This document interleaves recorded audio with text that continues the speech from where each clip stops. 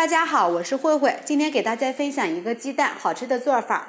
饭店里一份要卖38，在家成本只需8块钱。做法非常的简单，而且营养美味又解馋。我们一起来看一下怎么做的吧。首先准备一个青椒，先切成长条。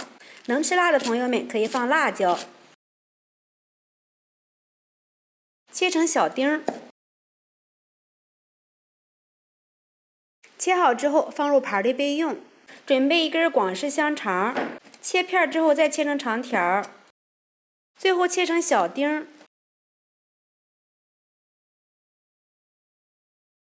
放入盘里备用。准备一根胡萝卜，先切成薄片，再切成长条，再切成小丁。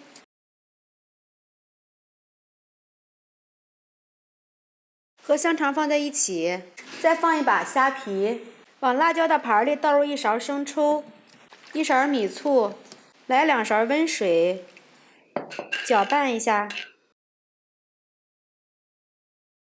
往碗里打入6颗鸡蛋，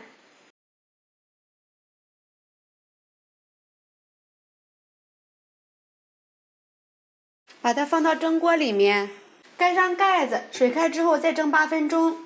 另起锅，倒入适量的油，放入姜末，炒出香味儿。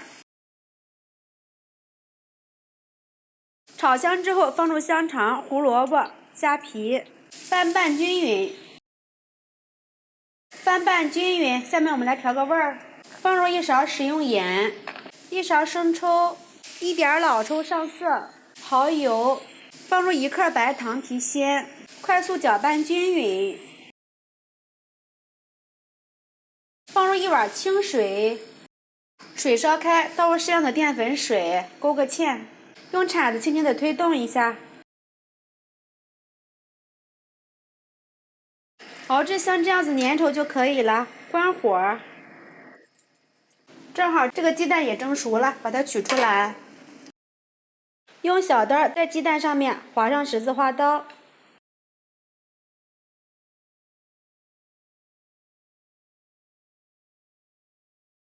想吃流心蛋的话呢，可以缩短蒸制的时间。切好之后，把炒好的汤汁浇在上面，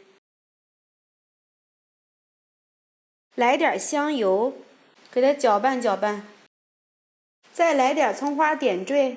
哇，看着就非常的有食欲。鸡蛋这样子做非常的好吃，而且特别的有营养，多吃的话也不会上火。喜欢的朋友们可以先收藏起来。如果你有不同意见，可以在下方评论留言。